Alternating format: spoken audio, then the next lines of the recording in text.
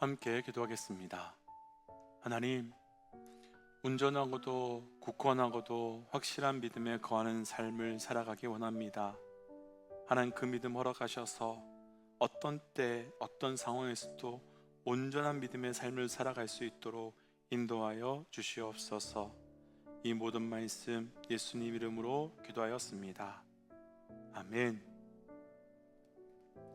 할렐루야.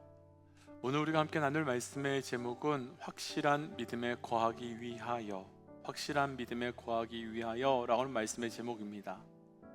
오늘 말씀 제목을 이렇게 정한 이유는 오늘 본문 14절에 너는 확실한 일에 거하라 라고 하는 말씀을 말씀의 상황에 맞추어 조금 다르게 표현한 내용입니다. 계속해서 나누고 있는 디모데후서에서 바울은 신앙적으로 어려움의 신앙을 보내고 있고 또 교회적으로 힘든 시간을 보내고 있는 디모데에게 영적으로 아주 귀한 조언을 해주고 있습니다. 그러면서 오늘 말씀에서 바울은 너는 확실한 일에 거하라, 곧 너는 확실한 믿음에 거하라 라고 하면서 디모데에게 확실한 믿음에 거하기 위한 영적 조언을 해주고 있습니다.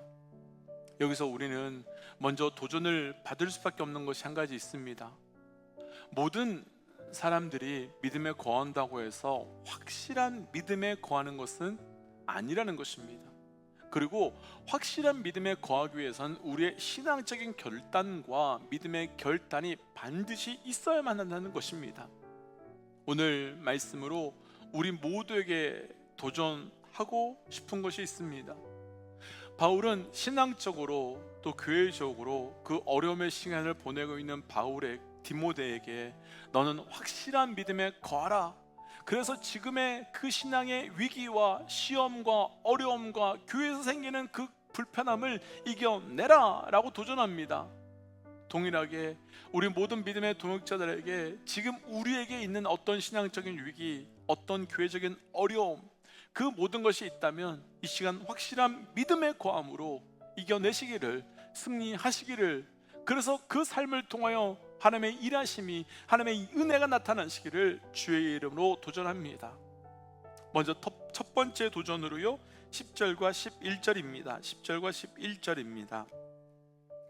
나의 교훈과 행실과 의향과 믿음과 오래 참음과 사랑과 인내와 박해를 받음과 고난과 또한 안디옥과 이고니온과 루스드라에서 당한 일과 어떠한 박해를 받을 것을 너가 과연 보고 알았거니와 주께서 이 모든 것 가운데서 나를 건지셨느니라. 아멘. 바울은 디모데에게 너가 나의 교훈과 나의 행실과 의향과 믿음과 오래 참음과 그리고 사랑과 인내와 박해와 고난당한 것을 보았다라고 말합니다. 왜 바울은 이렇게 말하는 걸까요? 이유가 있습니다. 디모데는 바울의 2차 전도 여행부터 함께 했던 사람이었습니다.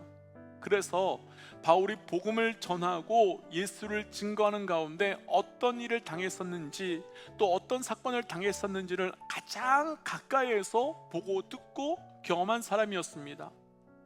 바울은 디모데에게 말합니다. 디모데야, 내가 어떤 일을 당했는지 기억해봐. 그리고 내가 어떻게 했었는지를 돌이켜봐. 그리고 너도 그렇게 하는 거야. 그렇게 나아가는 거야. 확실한 믿음에 거하기 위한 오늘 말씀에서 도전하고 싶은 첫 번째, 바로 믿음의 본이 되는 사람을 찾고 그를 생각하고 그를 따라가라라고 하는 아주 쉬운 도전입니다. 사랑하는 믿음의 동역자 여러분, 우리 믿음이 흔들릴 때요, 우리의 신앙에 어려움이 있을 때요, 우리의 영적 멘토를 생각하시고 우리의 영적 동역자를 돌이켜보고 우리 믿음의 선배들을 생각하면서 그들이 어떻게 고난의 어려움의 시간을 이겨나갔는지를 돌이켜보며 동일하게 그 흔들림의 시간을, 그 어려움의 시간을 이겨나가시는 영적 은혜가 우리 모두에게 있으시기를 주의 이름으로 도전합니다. 우리에게 이런 신앙의 모델, 영적 멘토가 있는 것은 매우 중요합니다. 사실 우리가 성경의 여러 인물들을 보고 듣고 배우고 있지만 때로는 그들의 신앙이 우리에게 너무 먼 것처럼 느껴질 때가 있습니다. 그래서 마치 신화처럼, 그리고 때로는 영화처럼 느껴지기도 합니다. 그런데 우리 주변에, 그리고 우리가 잘 알고 있는 영적 동역자, 그리고 영적 선배, 그리고 영적 후배의 모습을 보면서 그들이 그 고난 가운데, 그들이 그 아픔 가운데, 그들이 그 신앙의 어려움 가운데 어떻게 이겨나가는지를 보고 듣고 기억하는 건 매우 중요한 사건입니다. 이러기 위해서 우리에게 필요한 영적 자세가 하나 있는데 바로 겸손입니다. 어떤 분들께서는 나에게는 그런 모델이 없어, 그런 영적 모델, 그런 영적 멘토 없어 라고 말씀하실 수도 있을 것입니다. 그런데요, 없는 것이 아니라 우리가 겸손하게 그분들의 모습을 보지 않았기 때문입니다. 때로는 성도님들과 이런저런 말씀을 나누다 보면 삶의 현장에서 말씀대로 살기 위해서 애쓰고 수고하는 모습에 그렇게 살지 못하는 저의 모습을 보면서 도전받고 위로도 받습니다. 또 때로는 주일 예배 때 예배하는 성도님들의 모습을 보면서 도전받습니다. 왜냐하면 절대 그분이 그분의 삶의 현재 상황에서 저렇게 찬양하고 예배할 수 있는 분이 아닌데 찬양에, 말씀에, 기도에 놀랍도록 반응하기 때문입니다. 그래서 우리 모든 믿음의 동역자들에게 도전하고 싶은 것은 믿음의 모델을, 영적 모델을 찾아내시고 따라가고 그와 함께 살아가는 연습을 해나감을 통하여 우리의 믿음이 어려움이 있을 때 이겨내고 확실한 믿음으로 붙들고 나아갈 수 있기를 주의 이름으로 도전합니다. 바울은 오늘 말씀에서 두 번째 도전으로요 12절에서 고난에 대해서 이렇게 설명하거든요. 자, 12절 말씀 함께 읽어볼까요?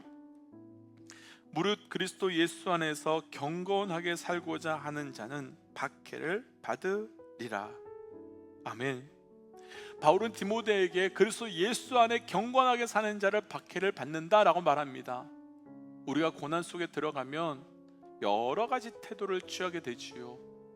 그리고 고난 속에 들어가면 우리의 믿음이 어떤 믿음인지가 너무 잘 드러나게 됩니다. 어떤 분들은 고난 가운데 있을 때 왜요? 이런 질문을 합니다. 그래서 하나님, 내가 왜 이런 고난을 당해야 됩니까? 내가 왜 이런 고난 속에 있어야 하는 겁니까? 라고 질문합니다. 그런데 그렇게 질문만 하다 보면 하나님의 선하심을 놓칠 수 있습니다. 우리가 오래전에 묵상했던 욥의 말씀을 한번 생각해 보면 아시겠지만 욥은 왜? 라고 물었지만 그 왜에 대한 대답을 찾을 수 없었습니다. 또 어떤 분들은 고난 가운데 있을 때 어떻게? 라는 또 질문을 합니다. 어떻게 이 고난을 해결하지? 어떻게 이 고난을 벗어날 수 있지? 그것에만 집중합니다.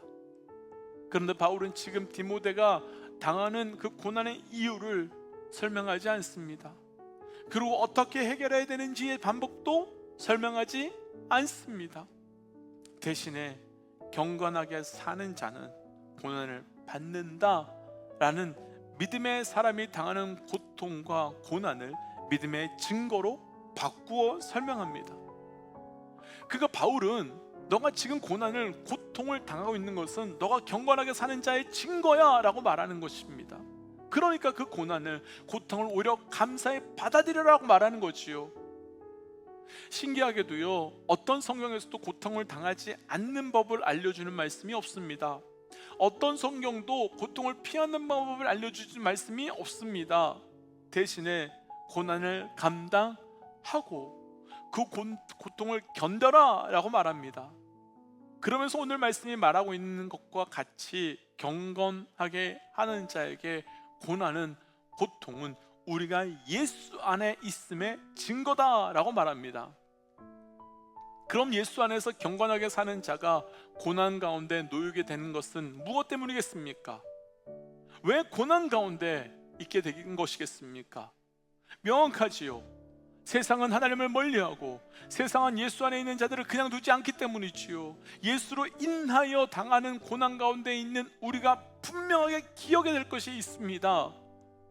가짜는 고난을 당하지 않는다는 것이지요. 흉내내는 사람들은 절대로 고통이 없다는 것이지요. 하나님의 뜻대로 사는 자, 하나님의 뜻 가운데 거하는 사람만이 영적 거룩한 고난과 고통 가운데 있을 수 있다는 것입니다.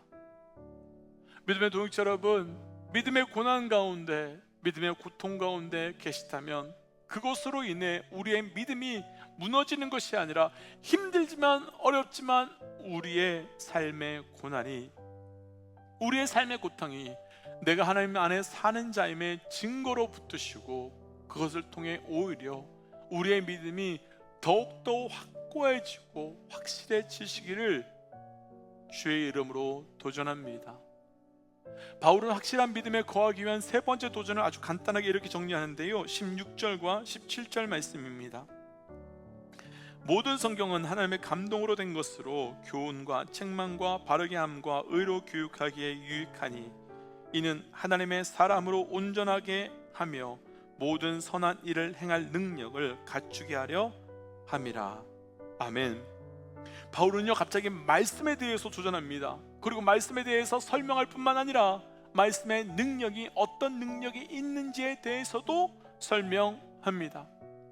세 번째는 결론부터 나눈다면 확실한 믿음의 가운데 거하기 위한 세 번째 바울의 도전은 말씀의 능력, 그 말씀의 능력 가운데 거하라 라는 것입니다.